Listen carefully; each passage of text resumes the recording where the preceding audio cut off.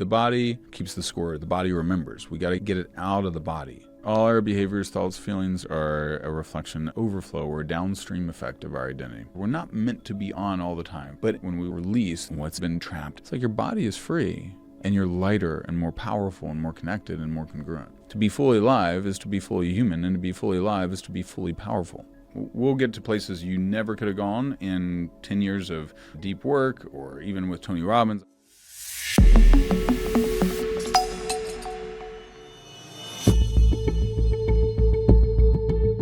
All right, welcome everybody to the updated format of the Practice Profit System. I am Matt Galogli, where we deconstruct amazing insights in medicine. And today it's a little bit of a different one. I figured I'd start with something really a little offbeat. We have Mike Zeller, otherwise known as the Z-Man, with me today. We'll talk about what that means. And so Mike, tell everybody what you do. So I'm a peak performance coach who specializes in rewiring the nervous system from trauma, PTSD, to your best self, and I use psychedelics, NLP, IFS, somatic experiencing, basically whatever tool is needed best to get to the deepest elements of your subconscious fast. So like I tell people, we'll get to places you never could have gone in 10 years of deep work, or even with Tony Robbins. I did 2 years with Tony Robbins, gave him $250,000, and he's great. I love Tony, changed my life in a lot of beautiful ways, but I can usually get to that same sort of result in about 5 hours.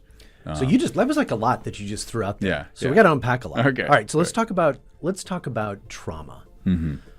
I think when people think of trauma, is it reserved just for people in the military or first responders or people that were beaten as a kid growing up? Like, what do you really mean by trauma and PTSD? So from a layman's definition, my simplest definition is it's just like stuck emotion that is frozen.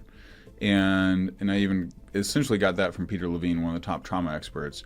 And so if you look, we've all got some frozen emotion that is unprocessed. And the more you have stuck, like some people have a lot, right? Mm-hmm. And then it's like, it's like in our body, if we have a lot of constipation, we're going to turn septic.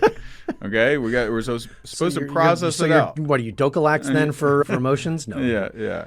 Well, but it often too, and even like Gabor Mate and others, when they go through, they talk about the studies of like people with cancer. Mm-hmm. I think it's breast cancer, where 76% of breast cancer patients are people pleasers. They have unprocessed, and so there's emotion manifest in our body, and there's a frequency, like we know chemically it releases cortisol if you're in a stressed, anxious state. But energetically, it also, on the epigenetic side, it's turning on and off genes. Gabor Mate cites in his book Myth the Normal, I think there's a study, they took 500 cancer patients, and they had these cancer patients in, if I remember exactly correct, basically 90 days of meditation, breath work, intentionally calming their nervous system. And on average, out of the 500, they found 136 genes per person were turned off. 136 genes were turned off. Meaning, so if you think of how your body and your health system is responding to the environment, epigenetics is really the study. We are not genetically predetermined. Our environment tells our nervous system which genes to turn on. Got it. And so you can switch these things on and off, and I see it a lot of time in my autoimmune. Probably 70% of my clients have an autoimmune disease. Really? Especially women. And women are about 3 times more likely to get an autoimmune disease. Why? Why is that? I don't know exactly why. I don't think anyone really knows. But what's your guess? My guess is they're emotionally more sensitive on average, and emotionally more connected. And so and you look at our Western world, where we're in a extra stress state, our iPhones are always connected, we're always on, we don't get the natural downtime we were supposed to get. So we'll literally be looking at our iPhone right before bed, right? And you're looking at your text message, getting Instagram, etc. We're not meant to be on all the time. First thing when we wake up, we're checking our iPhones. Right. We have too many activated stress patterns, and I think the female physiology is a little more, and you look at pro athletes, like female athletes get injured, like there's more ACL, MCL. Oh yeah, times. yeah. My orthopedic surgeons could. Yeah. I'll have one of them on, and they'll talk about it. The numbers are staggering. Yeah. And the impact of like when they're, the estrogen releases around their cycle, period, and everything. That's when they all too. Yep. Which, by the way, is a complete opposite in any. That's why I think the Williams sisters are the two greatest athletes of all time, because they've won so much. Yeah. And they have to deal with way more than guys do. Yeah, it's true. Yeah. So, all right, so the PTSD, like, again, this isn't just people that were in firefights in Afghanistan. Correct. Yeah. Can you give like, without, I know you can't divulge, I don't want you to divulge a clear patient, but can you give like an example of some things that are pretty common, I guess, that are holding people back? Yeah, I mean, my wife, so I got into this work, as I've shared before. My wife is a 3-time suicide survivor and an accomplished author. Yes, she's a great author as well, brilliant, most gifted writer I've ever met, an amazing mom, wife, etc. But during her childhood, she grew up with a narcissistic, abusive mom and stepfather. And so she grew up in a very dysregulated household, and she was the oldest of 11. So she'd be like, holding 11? A baby. Yeah, and she'd be like 8 years old, cooking dinner, holding a baby in her arms. Mom and dad are like running around the house with knives pulled, yelling at each other. She called the cops on her dad twice by the age of 18, put him in jail at least once. I can't remember if it was twice. Wow. And, even like it was just totally dysregulated. And she never got secure attachment, just even from a birth age, basically. And so her nervous system was stuck in complex PTSD. Now, she had escaped the triggering environment, when we were together the first 5 or 6 years of our relationship. Then we get pregnant. Literally, pregnancy starts creating flashbacks. She didn't even have postpartum. She had like prepartum. And she starts having flashbacks in her nervous system and her memory. She starts remembering screaming kids, overwhelming adults, abuse by her mom would be like, 1 week, get the kids in the car, we're leaving dad, he's abused. And dad would be chasing him out of the car with a baseball bat, and she's got the door locks in the car, and she's driving as a 14-year-old. Now, I'm just curious, did your wife want to have kids? Yeah, she did. Okay. And when we met, she thought she wanted to have 5 kids. Okay. I was just curious. She didn't have kids anymore. But anyway, and she thought she was all good. We thought she was all good. She didn't have any real significant flare-ups. She was not depressed. She was not any of that until we got pregnant.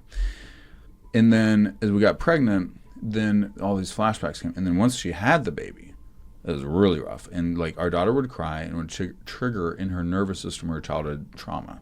And I would literally grab my daughter from infant to toddler, run out in the street, like initially we lived in an apartment. And when we moved to a house, run in the street screaming, or I'd yell at my wife, get out of the house, get out of the house, get out of the house. Because I would see her body just start collapsing. And start being like triggered, like a war veteran hearing loud pops, thinking that he's in war zone. That's what was happening in her body. And I didn't understand trauma at the time. I had no idea about PTSD. I had no idea about panic attacks. How old were you then? How long ago was this? I mean, this is like 2020. Well, 2021 and 2022. Most of it 2021. And so I started reading Peter Levine's Healing Trauma, learning about somatic experiencing, listen to Huberman, all the other shows around PTSD, depression, and then I started looking for a natural cure because we knew if she gets on Lexapro, she's just gonna be numbed. That does, or Wellbutrin. I mean, yeah, exactly. And it's just, everything just gets shut down. Yeah, and you might survive, and some people get on and off effectively, but usually you're stuck on it, and I knew. In my mind, I'm like, I'm not giving up. There's no conventional cure for complex PTSD. Typically, like if you look at the designations, symptoms can be managed with therapy and medication. That's what the answer managed. is. Yeah, managed. Yeah, that's a broad term, isn't it? I'm like, F that. I want my wife back. I want my daughter to have her mom. And my wife almost as a daily basis would say, I don't want to be alive. I don't want to be a mom.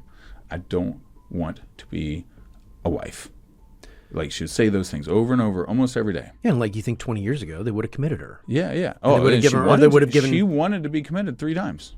Like they probably would have tried. I don't know if they still do electric shock therapy. Oh, they would have. It would have been. I have a client that I've worked with that I've helped her heal from the time she was committed, and it was just significant complex PTSD. Yeah, it was really activated and triggered. Anyway, so I started researching all this, and I was like, okay. I started learning about somatic psychotherapy. Did I tell you the polar bear story before? No, I don't think so. Okay. Peter Levine's book, Healing Trauma, and it was a National Geographic 1984 special. He tells a story of researchers chasing polar bears in Alaska. They chase them with a helicopter gun, checking the vitals, population count, all that. Shoot them with a tranquilizer, carry them back to base in the net in the helicopter, and they were... then the polar bear is in the cage. Peter wasn't around then, huh? No. They were like, let's... Yeah, they were doing some things. But anyway, Sounded like a good idea at the time, yeah, huh? Yeah. Well, right. They're not doing that anymore, probably. But they were confused for years. Researchers. The polar bears. Well, yeah, the polar bears, but the people, the researchers. Because what would happen is the polar bears, as the tranquilizer would wear off, the polar bears would start making this frantic movement.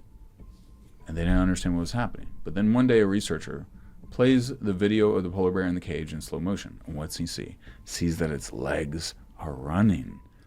And so its chest go.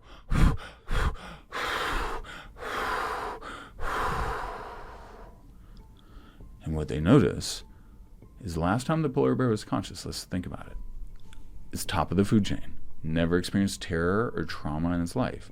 And it's running from its life from a giant, loud metal bird and thinks it's in life-threatening danger. And then gets shot. And then gets shot and falls to the ground.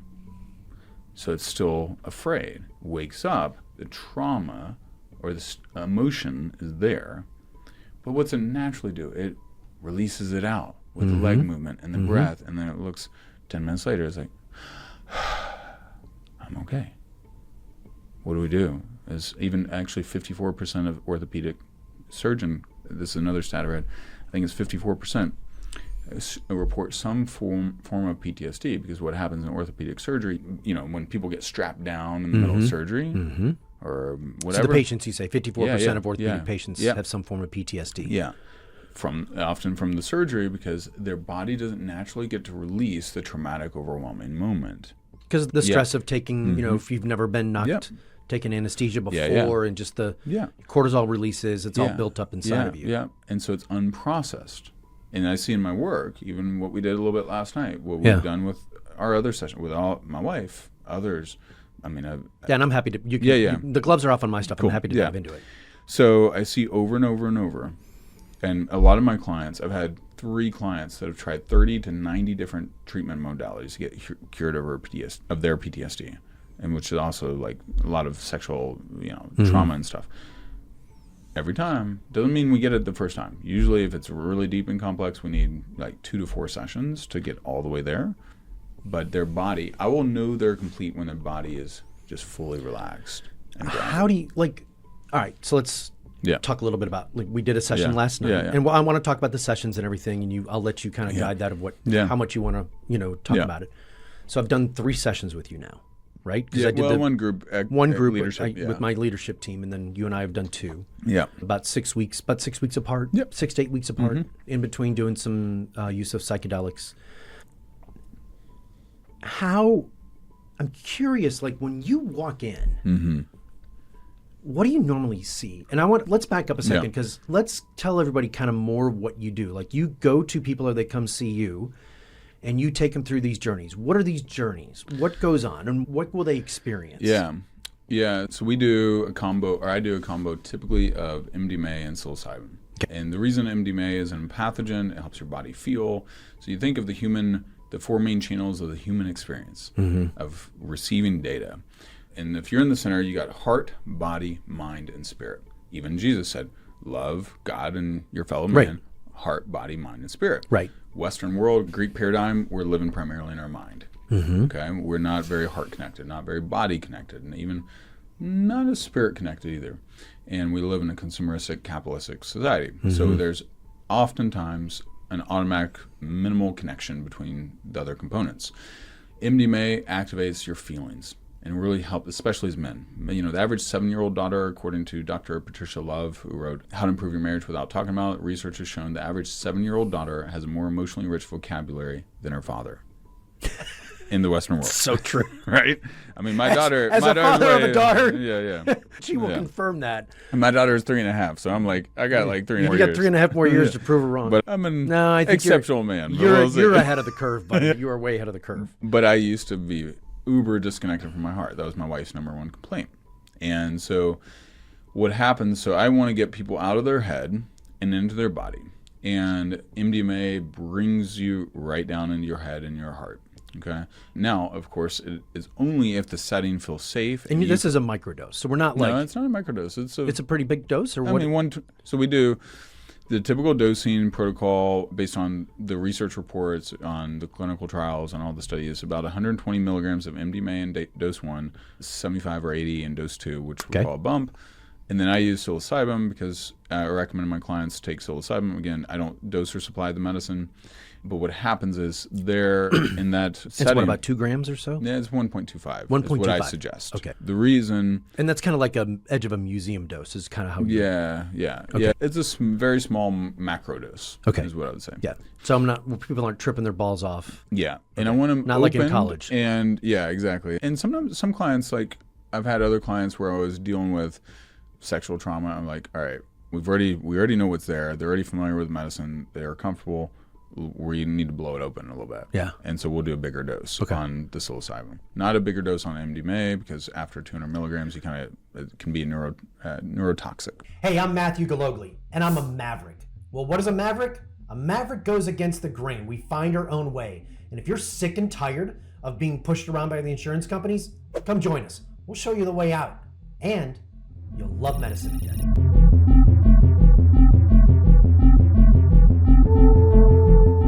So just from an example, like if I go to like a concert or you go to a rave party and people are taking it's usually MDMA. like 125 milligrams, yeah. Really? Mm-hmm. But then they might give you 2 or 3 of those.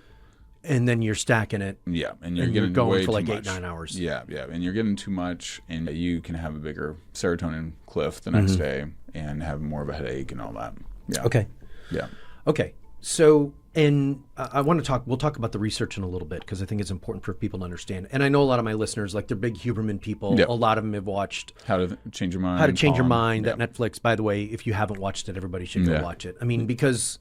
it's a great... I mean, just really kind of if you look at the studies, Huberman's done a great breakdown on this, but if you look at the studies, the use of psychedelics to help people with PTSD, specifically first responders and military people, it's like a 4x improvement over taking Wellbutrin and Lexapro. Didn't they think it was going to be like equal? And they were stunned and blown away? Oh, yeah. And that's why that's why Big Pharma does not want it to come out. Because they can't control it. Yeah. Along with Bobby Kennedy. And if people are getting, well really fast...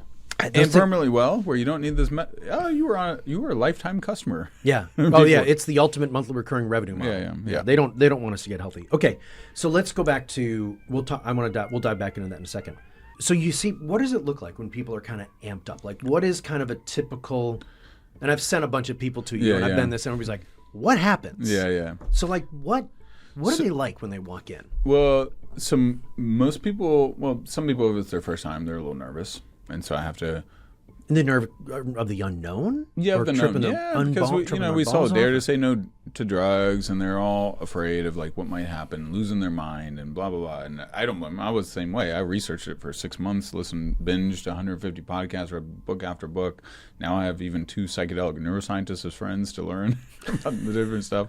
So they're often a little nervous, and then we'll go through, like in the interview discovery call that we'll do before the session, we'll go through their traumas, drug history, or what medications are on, experiences with altered states. Because really, at the end of the day, if they don't feel safe, they're not going to get the experience. Yeah. And so far, I'm batting 100% of getting people to feel safe and then creating a safe container that they can have transformation. But that's partly my presence. They can feel my heart, that I'm here to serve them, to love on them, to hold space and to help them get to wherever they want to go. But that's a prerequisite. They got to feel safe. Yeah. And because otherwise their body and their mind will resist sinking into and surrendering into the experience. Because once the medicine kicks in, if they are feeling safe, then now that I will be able to work with their, in IFS models, we call it like protector parts, where they got these parts of their psyche that are protecting another vulnerable part that was wounded. Well, like in your case, so you had, like when your dad died, right? You saw your dad die, and then this Matty boy is protecting, well, actually really, I use a little bit different model than IFS, but your psyche was protecting the part of you that was wounded and scared and was not letting him go. And it was unprocessed, overwhelming trauma of like watching your dad die. That's huge. Yeah, that's for those of you that don't know the story, my dad died when I was 13 years old. We were watching a baseball game at home. Yeah. And he had AFib, and he Had a heart attack. Yeah, it wasn't a heart attack. It was an AFib, which is separate. Heart attack is a blockage.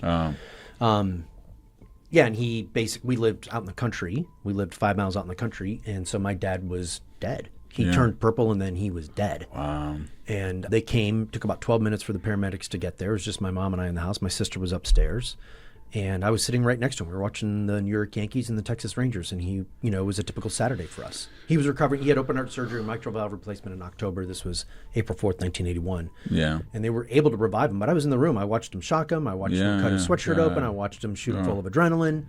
They took him away. He was in life support for 2 weeks, and then we cut off the life support. Yeah. So, little bit of trauma there. Yeah. Everybody's like, wow. And you know what's funny about it is I always just like, oh, yeah, it was no big deal. Yeah.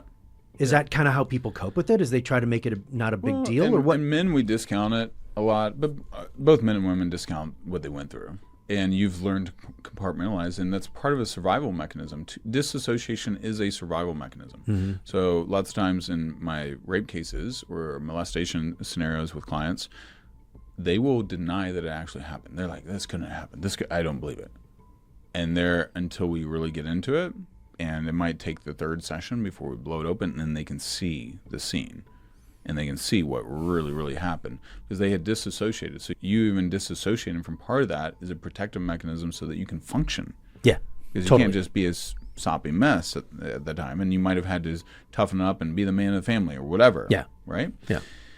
And so that now becomes a frozen emotion that is in your nervous system that is running in the background in your subconscious mind. And it's controlling a lot of your decisions, behaviors, reactions. And often I can tell, especially in a relationship, like I got one of the marriages in crisis I'm working with right now, the wife has outside reactions to the husband, like having a drink. And why? Because she has unprocessed stuff. Her mom was an alcoholic, abandoned her and her siblings at age 14. But she was always in this overwhelming trauma of her mom not protecting her, mom not really being there, and she associates any of that with alcohol. So basically even if he's not getting drunk and all that, he just has a few drinks, now he's unconsciously activating something in her nervous system of fear and abandonment. So how does that manifest in people? How does that prevent them from living to their true self? Yeah, so I think of it a little bit like a computer software or a computer program. If you got your MacBook open and you got 8 programs open and one of them's a video processor or something like that, making video files, and then you get the spinning wheel of death. Mm-hmm. Well, what happens is if these emotional blockages start accumulating, at some point, 1 or 2 more big heavy things, now you're at 85% operating capacity. Boom, something sends you to 105, you're melting down. Yeah. And then even if you're at 85, maybe you're not on a meltdown, but you're at 85% instead of being like, I'll have clients that, one of my clients, she almost died giving childbirth 15 years ago. She also, and her husband got separated for 8 months, and her brother died, who was her closest family member. I meet her, and I put my hand on her shoulders. I'm like, ooh, Lisa, why are your shoulders so like hard? You're like a linebacker, a power lifter or something. She's a little 5-foot Asian lady. And she's like, yeah, I had a lot of crazy shit happen in my life. I was like, oh, okay. Tell me about that. And so she told the story of all the stuff. And I was like, okay, well, would you like to reset your body and get free of that? Reprogram and release. Her and her husband were there. And so we talked through it. They flew to Nashville. I lived in Nashville at the time. We did for a session. By the end of the session, she starts jumping around the Airbnb they were in and says, I feel like a boiled carrot. I'm so flexible. A boiled carrot. Yeah. And because she had never felt her body finally let go of the tension that got frozen, right? She had all these overwhelming moments. And so her body, it was too much for her to process. No one helped her emotionally process. She didn't learn it as a kid, etc., which most of us don't. 2 weeks later, she's getting her biweekly massage from her massage therapist at their house. He comes every 2 weeks. And he's like, Lisa, why is your body so relaxed? And he'd been working on it for like 2 or 3 years. I saw Magic Mike, and he fixed me right up. That's what she said. And her body has been dramatically more relaxed ever since, and which means her anxiety has come down, right? And her husband's grateful for that. She's much more relaxed. Her kids are grateful because she's not. We think sometimes it's our current situation, but it might be the current situation stacked upon the unprocessed stuff from the past. Yeah. Yeah. It's fascinating to me. So, in my case, so I'm 57 years old. I have done therapy off and on since probably age 27, 28. Yeah. And like you have been to God knows how many events, conferences. To say that I'm a junkie in personal development is probably an understatement. Yeah. I've never done a Tony Robbins event. Probably because I was always afraid of what the hell was happening. I think I've realized that after our sessions. And I will tell you this, in just that first session that we did, it was like a Damascus Road experience for me. I mean, the scales just came off. Yeah. Right? I called Heather, my chief operating officer, afterwards, and I said, we're going to bring you in to do our executive retreat. And she goes, I really don't understand any of this, but you are a different person, so yeah, let's do this. So what do you, like, what happens with people? Like, do you say that they get rid of the trauma, or do they just come to terms with the trauma? How would you say it? So when we say come to terms with it, we're really referencing cognitive. Okay. Cognitive is not in your body. The body keeps the score. The body remembers. We got to get it out of the body. Okay. And so all right. like So explain that. What do you mean get out of the body? All right. I mean, I know because what we did last night. But the polar bear, like that polar bear, when the body is relaxed and released, I know it's complete, at least for that part. Doesn't mean there might be a few shivers that come through in the next few days or a few weeks as your body is continuing to release stuck energy and stuck pain, stuck emotion. But like I did a client with a session last Sunday here in Nashville, and he's like, Mike, whenever I think about all those things that I felt so much regret and guilt for, it's all gone. The regret and guilt is gone. I don't even have, the emotion's gone. Right. I'm okay with it. I've accepted and moved through and on. And so what I find in my work, all right, so I think of it as 3 different levels. First level is you do like you can order psilocybin mushrooms on the internet, right? You go and order some, you do a journey, and it's a beautiful ride up, and you might get some reflection, some deep transformation sometimes. Right. But it's not nearly as deep. Well, it's not as deep as the second level, which would be with a trained facilitator or guide.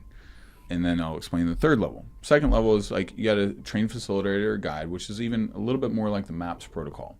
MAPS protocol was basically designed to demonstrate the effectiveness of MDMA with very light guidance. Because they weren't trying to prove the therapy, they were trying to prove the medicine. Okay. So that's how they designed the protocol, which is not necessarily the most effective protocol for doing the deepest layers of trauma and nervous system and PTSD rewiring, because it's so gentle. It's almost like giving you, let's do some surgery on you, Matt. Let me give you the medicine. You're going to be conscious, but you won't be able, you'll feel good about it. You won't be in pain. You'll be in a happy state. And we'll just ask you reflective questions. Where would you like to work on the surgery on your heart? What do you think needs to be done? Right. It's not going to be really good. It's not going to be as effective. And I will say this about the first option, microdosing yourself. I've done that for about 18 months. One of my doctors turned me onto it because he was dealing with a lot of trauma, Dr. Schachter. And I noticed that if I took bigger doses on my own, my anxiety went up. Yeah.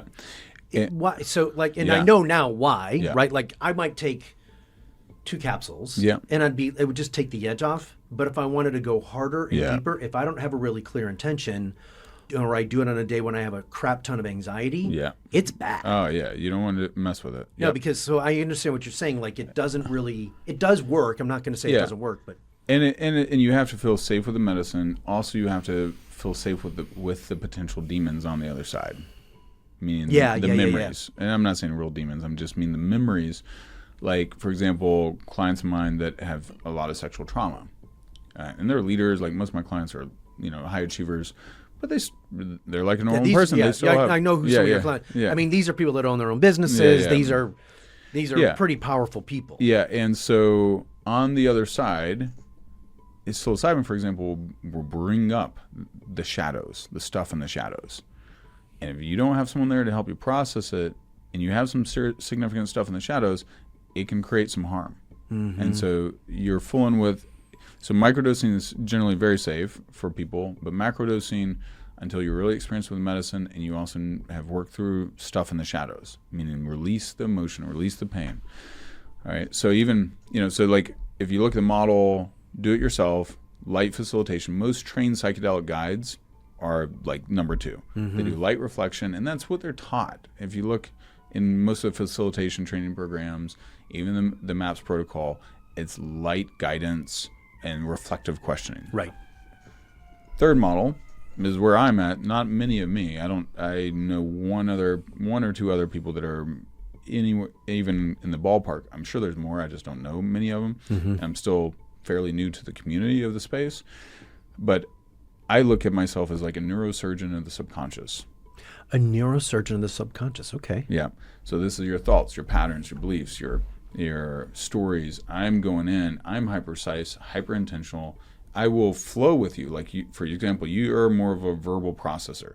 You need to talk through it, right? In other words, folks, I don't shut up the entire time. Poor Mike hits me a question and I go off on a tangent for 20 minutes. It's okay. But that's your process. Yeah. And I have to go with the flow that is your healing process, right?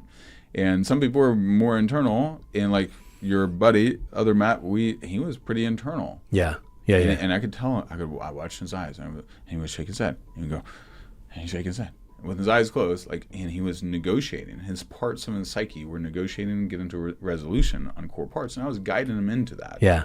But then he was doing the work without even talking about it. And so very different experiences for a lot of people. But I'm going in, and I'm going to get you, like my clients are like CEOs, business owners, etc.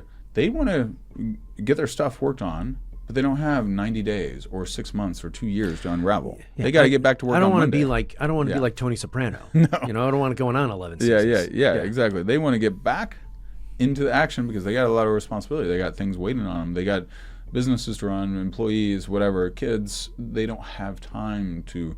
They want to move through it fast. And I'm the same way. I'm like, I want to get. Why take 2 years when I can get it done in 1 month or a few months or whatever? It's the 80-20 principle of all this. Well, we get money back. We don't get time back.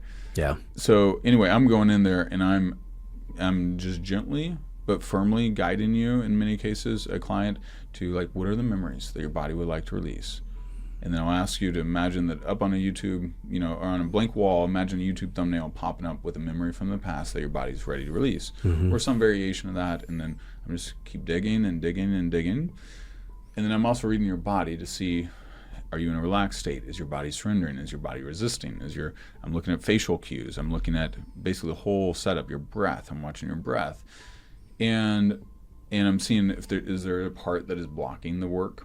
Because sometimes there's a protector part that's like, nope, we're not going there. We're not ready for that. Yeah. And then, but that part also might be like, yeah, I want to get this out of me. But no, I'm not. I don't think I'm ready. Oh.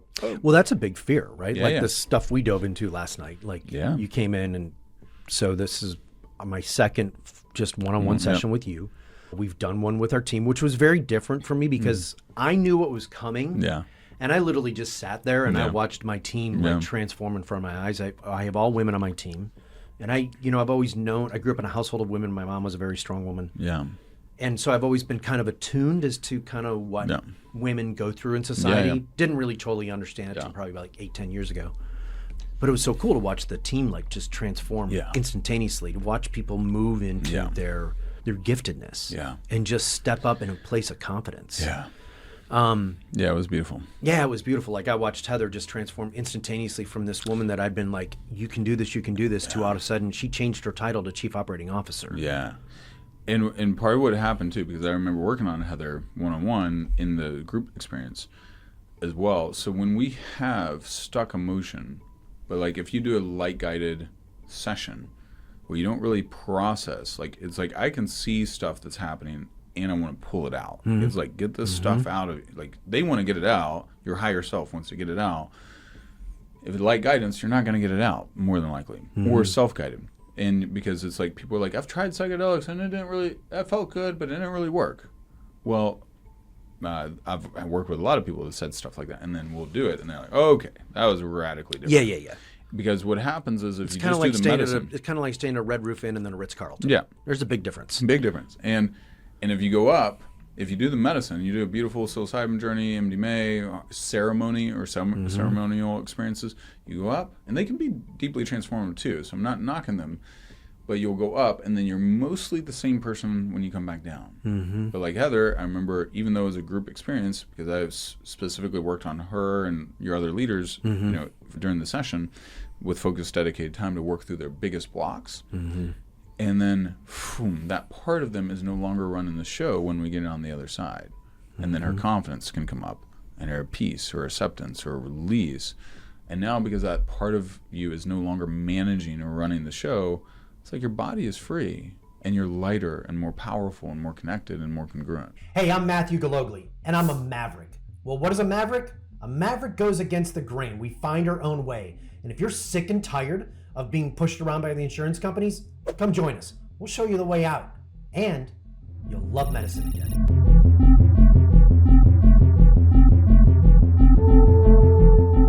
Well, your body, I'm not going to, I had a significant amount of trauma at the beginning of the year. I did a session with Mike November 18. We did a company one, second week of December. And I had to make some really big life changes. And so there's been a significant amount of trauma around that. And I remember when we started yesterday, you're like, how's it going? Yeah. Yeah. Oh, like, you're not, like, you're not good. Yeah. I'm a little blocked. I can't see the answers. Yeah. And I was really afraid. Yeah. I was really afraid to find out what was really blocking me. Yeah. And I wouldn't have got, and as much therapy as I've done, and I've done a lot of therapy, and basically my coaching work is kind of like being a therapist. In a lot of cases, when I work with somebody one-on-one, I mean, they all come thinking I'm going to give them some perfect roadmap, and I swear to God, I spend 80% of the time working on their mental blocks, right? Yeah. And so I know, I know the process, right? I know what to do. Yeah. I mean, this is what I do for a living. Yeah. I was so scared yesterday. Yeah. And I don't think I would have gotten to that place of release without the MDMA. Yeah. Oh, you wouldn't have. Yeah. Because the emotion, MDMA just really helps move the emotion through. And then psilocybin helps you create a spiritual connection, mind connection, and then you're able to see other things more clearly. But we need the MDMA for stuff like that. Yeah, and I remember I didn't realize, you were asking me, I didn't realize how wired I was. Yeah. And I didn't realize that I'd spent the better part of the last 50 plus years of my life in that state. Yeah. It's wild, right? I know, it's so wild. Yeah. And it's so crazy. Now I've started having some clients bring me into their families. Where we're doing of age. Yeah, we're getting there next, by the way. Yeah. But that would be great. But you're going to earn your keep on that one. Yeah. I'm up for the challenge. I got my kids and my brothers and sisters. Yeah. It's going to be a double whammy. Yeah, totally. But you can reset a whole dynamic. And the earlier you do it, the better, right? So, I didn't do this work until I was really 43. And I'm 45 now. But I'm so glad I did. But if I had done it in my 20s, how much more powerful, connected, present, strong would I have been? What type of mistakes? I would have saved myself millions of dollars in stupid mistakes too. Oh my God! Because I would have been more. I wouldn't have gone bankrupt. Yeah, I don't think I would have either. Yeah, I mean, and if I did, it wouldn't have been 32 pages. Yeah, right. Yeah, exactly. Yeah. I mean, I think I probably could have saved my first marriage, Yeah. and I probably wouldn't have made a lot of the relationship mistakes because you realize Totally. you're making those decisions out of trauma. So I know you're getting ready to work with some of our doctors. Yeah. And I think it's going to be really fascinating because, the medical environment is basically, I explain med school like this. You walk in, they basically tell you suck, you're not going to make it, and you're probably going to kill people. Yeah. And then, we deal with a lot of what I call are the alpha male females, the orthopedic surgeons. Yeah.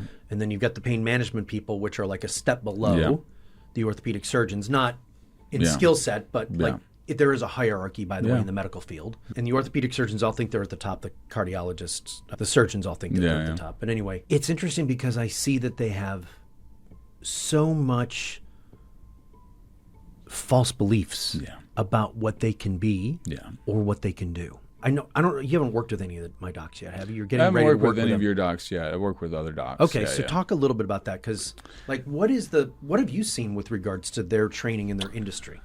They're very often very academic in their thought process. And so obviously to get an MD, you're pretty smart. Yeah, right? you're a badass. I don't care what level you are. Yeah, you and I totally, couldn't survive med school with the freaking answers to the test. Yeah. So but they're really head smart, not necessarily heart and body smart. So how does that get in the way? Well, now you're making decisions you're moving towards burnout, you're in misalignment, you're not happy because not everyone, but some of them, like, because you're living life in congruence with your highest self, with the best part of you. Like, if you think of, all right, when we are at the fullest of our potential, the fullest of feeling the zest of life or the juice of life, we're alive in our heart, in our body, in our mind, in our spirit, and we're feeling connected, we're feeling aligned, we're feeling tapped in to our purpose, to our destiny, right? But if I'm only, like, I was guilty, I was a walking head, right? I was A walking head? Yeah, I was in my head, not in my heart, not in my body, not in my spirit. Maybe. And so that everybody's context, you were a church planner originally. Yeah, I did churches, started 20 businesses, done hundreds of millions in revenue.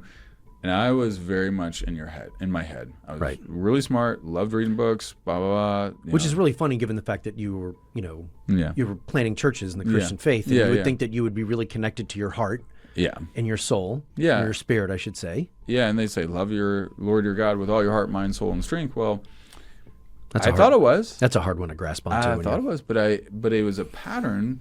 So, our home environment where we grew up, so your brain is you have two major windows of neuroplasticity, 0 to 7, 16 to 24. And especially 0 to 7, you're in a hypnotic state where you're also passively absorbing patterns, energetic patterns, relational patterns, emotional patterns, belief patterns, stories, etc. And that's why that season is so critical. But I grew up in a home, my parents are great, I love my parents a lot, but pretty emotionally disconnected. And so as we're working through it, like, I didn't know how to emotionally connect. They didn't really know. Yeah. They weren't taught.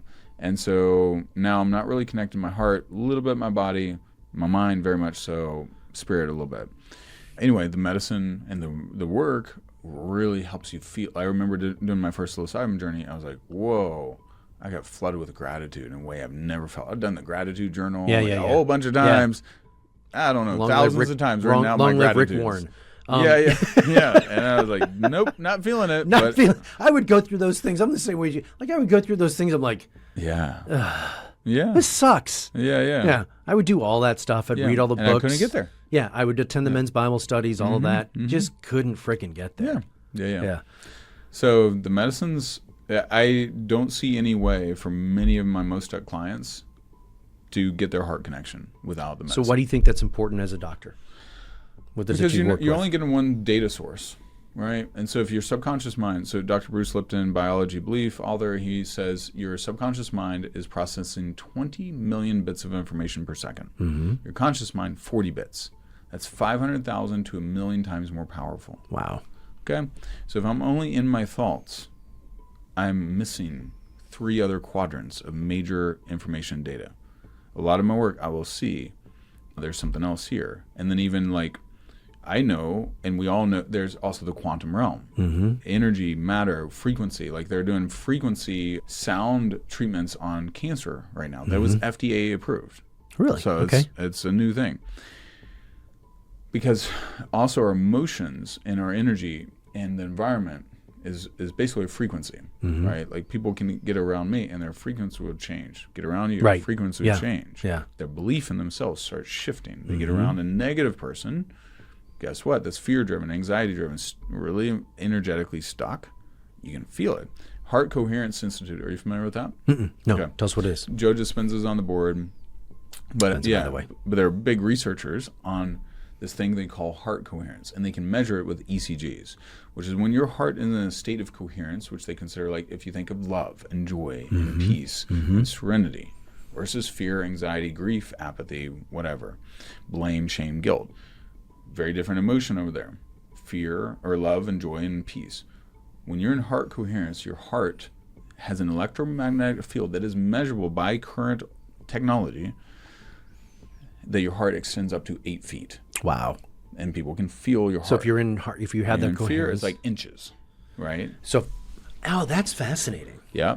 And it's why you look at charismatic leader, like you go to Tony Robbins, he's got a massive charismatic, energetic field because he's in such powerful alignment.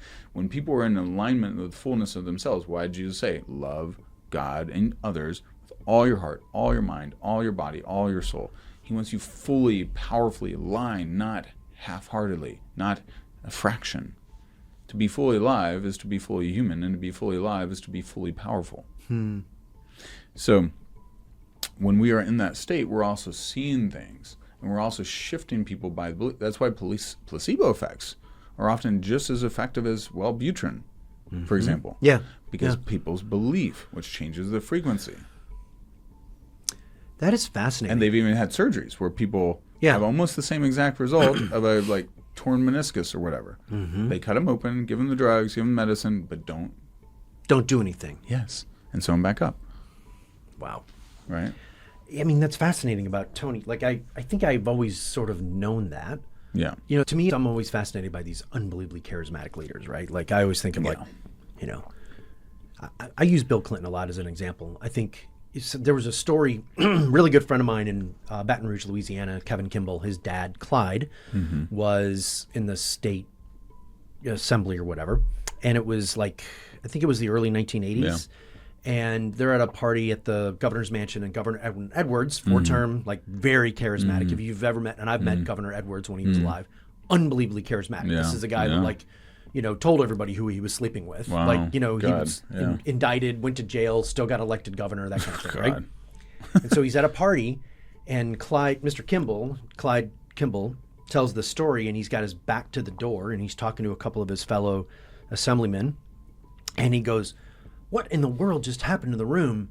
And he turned around and he saw this young kid walking in, and he goes, "Who the bleep is that?" Yeah. And somebody said, "Oh, that's the governor. That's the newly elected governor of Arkansas." He goes, "What's his name?" And he goes, "His name is Bill Clinton." And Clyde goes, "He's going to be president of the United States." Yeah. He said you could tell it. Like, I've heard Clyde tell that story. Yeah. I mean, I think Bill Clinton might be one of the most charismatic. Yeah, he was. I mean, you know, he's got his shortcomings, but of course. You know, everybody does. And I think of that. Yeah. I mean, that heart coherence, I think about it from the concept of medicine, because you're seeing people and they're scared. Yeah. You think that could really just transform kind of that experience? Oh, yeah. Yeah, 100%. So it changes your body's receptivity, literally changes your chemical reaction. What goes on chemically? What do you think is going on chemically? Well, when you're releasing cortisol versus some of the other positive, you know, neurotransmitters and neurochemicals, cortisol is your body's in defense. Yeah, fight or flight. Yeah. Yep. And so you're just going to have a vastly different reaction. And then if people stay in those prolonged states, which is why, like, most people battling autoimmune have some sort of significant repressed trauma. Their nervous system is turning inward because it's in a fight or flight state oftentimes. Right. I don't know. I'm not a scientist around the chemical side, so I can't necessarily speak to that. That's right. They'll fill it in. Yeah, they will. But I will tell a story. Peter Levine, Dr. Peter Levine, him with Bessel van der Kolk, maybe Gabriel Monte, Paul Conti are some of the top trauma experts in the world. Peter gets hit by a car walking across the street, and tossed in the air, boom, lands on the ground, wakes up, comes to, and he recognizes something's happened. And initially, like, one of the guys who was a paramedic wants to, like, you know, they pulled over to the side of the road, saw what happened, wants to, like, he's very intense and very, like, trying to get his head adjusted, whatever. Right. And then a medical doctor also pulled over, and she's very gentle and makes an empathetic connection. And Peter tells the story of how that empathetic connection, Peter was aware of what was happening because he was also aware, hey, if I hold on to the energy, I'm going to have PTSD from the accident. Oh, so the EMT is... Yeah. And once he got in the ambulance, he was telling the EMTs, do not strap me down. Do not strap me down. I am a trauma doctor. I know what's happening. Let my body release the trapped energy from the shock of the experience. And I go, oh, okay. And they didn't strap him down, and his arms are shaking, and his legs are shaking at different points. It's like, just let it right out. It's my body is releasing the fear and the trauma and the shock. And he didn't get PTSD from the accident. See, I think a lot of the doctors that I work with have PTSD from residency and fellowships. Oh, yeah, heck yeah. Because they're working 16, 20 hours. It's brutal. It's inhuman. It's brutal. It's not even safe. No, it's not even safe. For the doctor or the patients. No, I mean, it's like you're operating. Why do they do that? I don't get it. Well, it's, you know, statistically, if you are, you know, if you get less than, say, 8 hours of sleep. Oh, yeah, you're like drunk. And if you're sleeping like 4 hours, it's like you're treating people and you have a blood alcohol level of 0.08, Yeah, I know. which means Yeah. that you can't operate a motor vehicle, and yet these people are doing surgery, right? It's nuts. Why do they do that? Why do they? Well, we know this. So there's I'm not going to get the story 100% right, but I won't remember the doctor's name.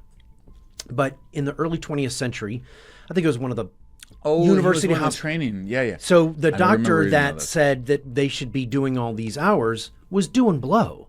Yeah, he was snorting cocaine. I remember, and he was Right, and he was the main guy. He was the main guy, and he goes, teacher, yeah, you don't need to be only getting, Yeah. you only need 4 hours of sleep. And I hear the stories. I mean, it's so fascinating, working with doctors since 2014. It's just fascinating to hear the stories. Oh yeah. And they block it out. They block it out the exact same way that I blocked out the trauma with my mother and my father. Yeah. They're no different. They're blocking out that trauma, which is no different than somebody that was sexually molested when they were 8 years old. Yeah, disassociation. Because I'll ask some of them about residency, and they're like, I don't remember much. Yeah. I'm like, wait, what? What's disassociation? Yeah. Yeah. Thanks for the insight. Yeah. I mean, so like when we go to work with them, our process is there's usually a couple of things. One, they have this belief system that doctors shouldn't discuss money with the patient, which is idiotic. Yeah. And they've been told that they shouldn't, and they've been told that they shouldn't make any mistakes.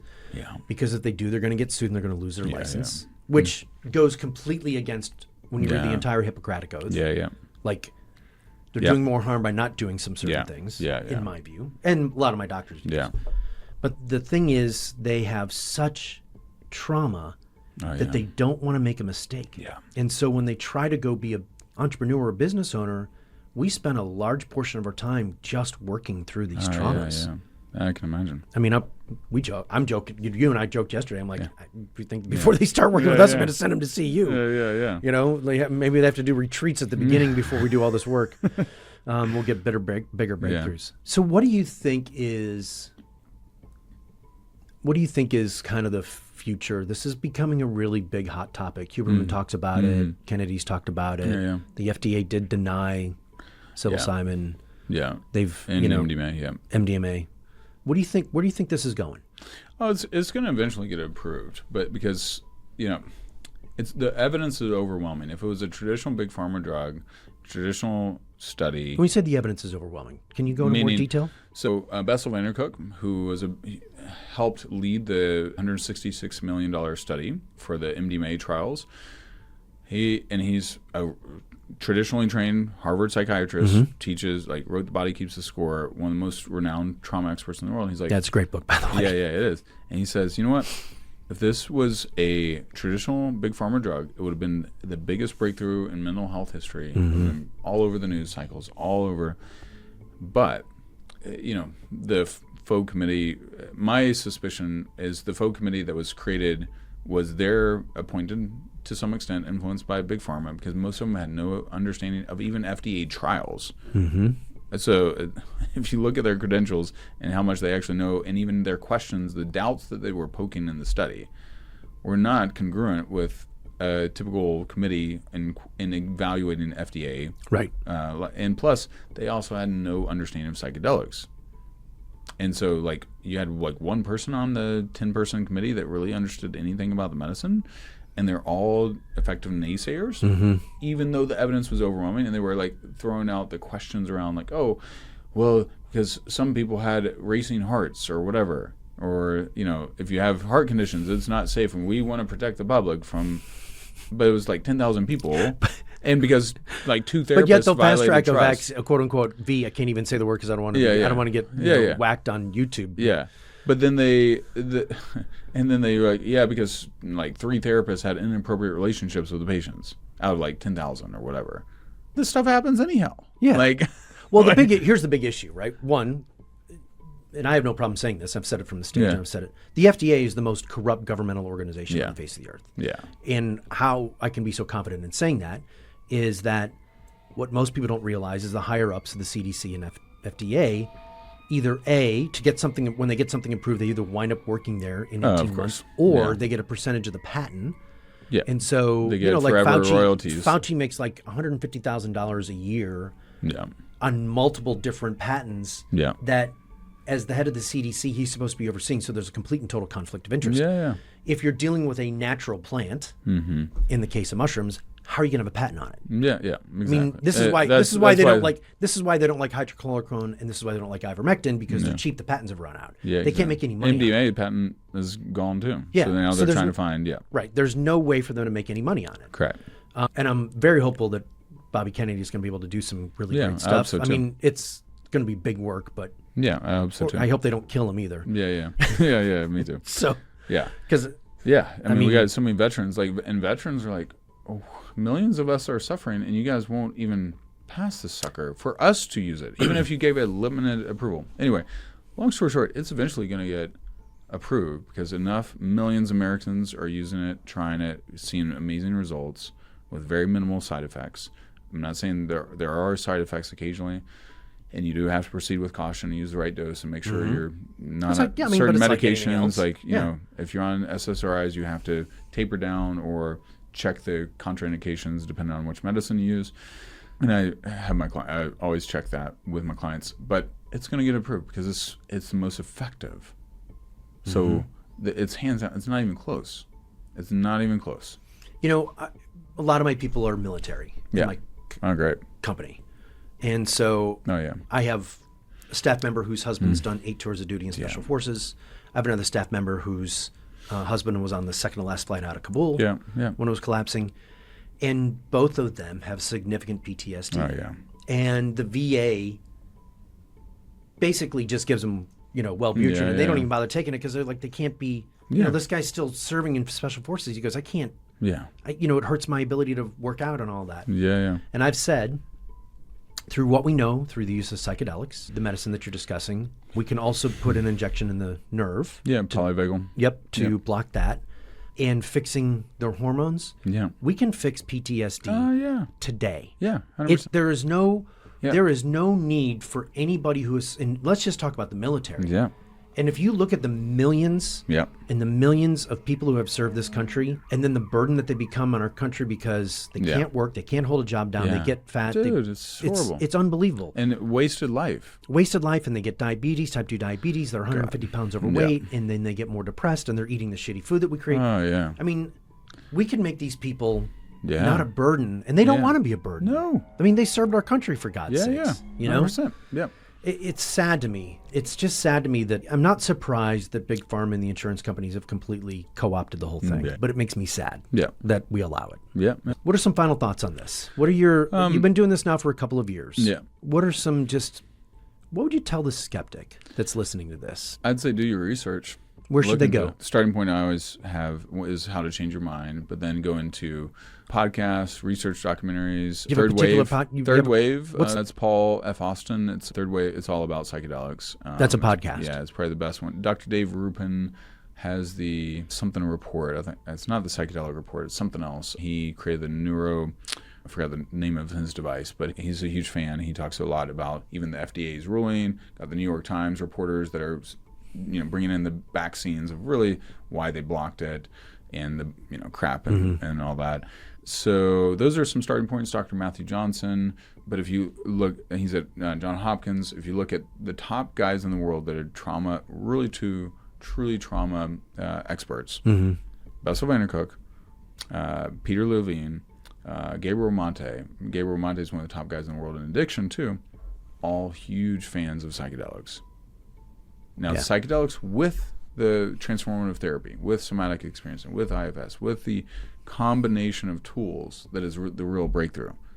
It's not just one or the other. It's not one. It's the magic combination. Perfect recipe, as I like to think of it. What about ketamine? Ketamine's good, but the life cycle is so much shorter. So you have 2 major windows when you do psychedelics: acute subjective effects, and then the critical period reopening. Ketamine has a 30-minute to 2-hour acute subjective window. Psilocybin, MDMA have a 3 to 6, LSD 8 to 10, Ibogaine 36 to 72 hours. Critical period reopening, which is where your neuroplasticity is like that of a 2-year-old, where it's heightened and you can relearn social patterns and stuff like that. Ketamine is only 48 hours. Okay. Psilocybin, MDMA, it's 2.5 weeks. Yeah. LSD is like 3 to 4 weeks. Ibogaine is like over a month. And these are non-addictive. Non-addictive, yeah. And ketamine is slightly addictive too. Okay. Ketamine is a little bit better for chronic pain than many of the others. They found that it turns off the pain receptors. I learned this from Dr. Manish Gurn. He's one of my psychedelic neuroscientist buddies. He's at University of California, San Francisco. He's researched and written a bunch of papers in the space and teaches on it. But ketamine's obviously legally available in most states, in the ketamine clinic. So I would, even if you want to do ketamine, I'd suggest doing ketamine with therapy, post, pre, etc. Yeah, ayahuasca. Ayahuasca. Have you done it? I've done small dose. I'm going to do a full ceremony and sit with it, this year. I feel called to it. I'm excited about it. Yeah, I've read a lot about it. Yeah. It's really powerful. It's the grandmother of what they call it, and it will blow you open, but you have to be in a psychologically safe state, otherwise it can create some trauma. And then integration can be a process. Like I have another client, she went off on her own and did ayahuasca. I didn't know she was, and now I have to help her integrate because she didn't get enough integration. Right, I've heard about those and horror she's stories. like a little not all the way back.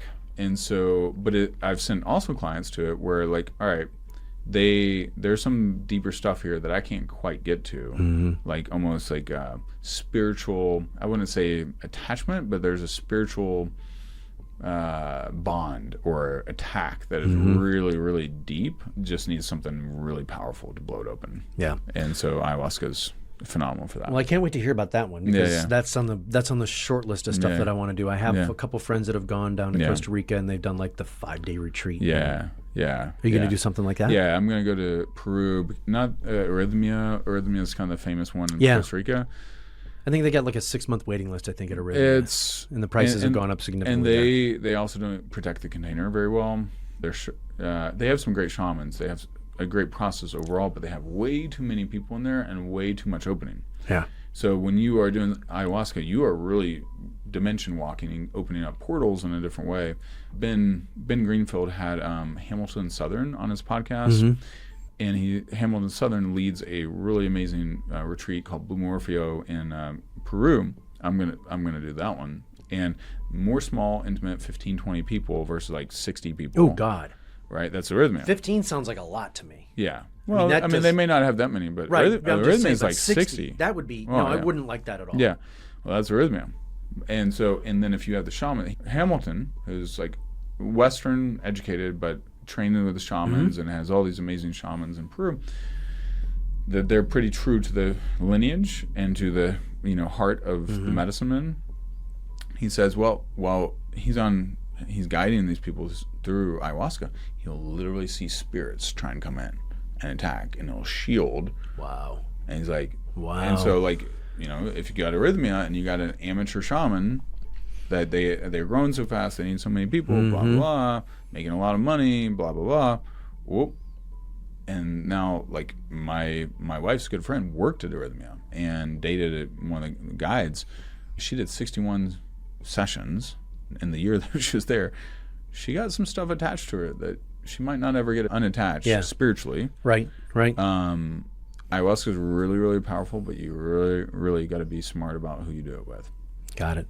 And same with Ibogaine is amazing for addiction, opioid, alcohol addiction. The most effective treatment, like 400% more effective than regular rehab, but it can be life-threatening in the sense of people can have heart reactions and stuff like that if it's not properly done. Yeah, and I know we got to be careful of time here, but I do know that, like, in dealing with people with addiction, one of my team members is a recovering alcoholic, and she was able to do it and had a fantastic experience. Great. I have family members that I put you in contact with. Hopefully they'll do it. Yeah, I will say this, the only thing that I don't like about the journeys is that I met you at the age of 57. Yeah. I wish I would have met. No, right? We could have saved you from some pain. I wish I would have known about this at the age of 27 or 37 or 47. I don't blame you. Yeah. Because there's just been a lot of pain. I mean, I'm pretty open about, the challenges I've had in life and all of that stuff, and my background and just kind of the environment I grew up in. And, the reason why I am that way is because I want people to, I don't want people to feel shame about it. Those are things that are out. My father dying, the environment with my mother, my brothers and sisters, that was out of my control. I couldn't control any of that. But the beauty of it, of this is how quickly people can get free. Oh, dude. Like, I mean, I never sleep the night after we do one of these because my brain is just like, boom. I mean, there's just massive you're downloads. Activated. Yeah. But, I don't feel tired today, and I know that in a couple of nights I'll sleep really, really well. Yeah. The other thing, too, is my desire for alcohol has almost completely disappeared. Totally. Me too. And I don't find myself taking gummies to try and sleep. Yeah. Alcohol is a numbing agent. Yeah. So when we think of the drug protocol, the medicines I work with, they activate you and deepen your connection with yourself. Alcohol disconnects you from yourself. I did notice that. Like, I think I had a drink like 72 hours after we did our first session, and I was pissed. I had tequila, I had a couple of sips, and all of a sudden I noticed that I'm like, oh, shit. Yeah. It's cutting this stuff up, and I couldn't finish the drink. Yeah. So how do people find out about, where do they get in contact with you? Yeah. I know you do one-on-one sessions, you do group sessions, you have some retreats. Yeah. What's the best way if somebody wants to find out more? How And I do you? virtual as well. And I have free virtual monthly meditations. So those are great, by the way. Yeah, thank you. MikeZeller.com and also neurorewiring.com. I have a guide for the 14 most powerful tools for rewiring your nervous system. Psychedelics are just one of them. So I use a bunch of different modalities and recommend like neurofeedback, other stuff, meditation, breathwork, etc. And that's Zeller, Zeller. Yeah. Okay. And then neurorewiring.com, and then all the social media handles are the Mike Zeller. Mike Zeller. And there's some really great stuff. I love your meditation on identity. Yep.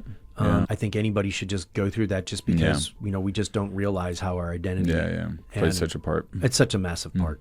And, I think the two things that hold people back the most are limiting beliefs in their identity. Yep. Without a doubt. All our behaviors, thoughts, feelings are a reflection, overflow, or downstream effect of our identity. Yeah.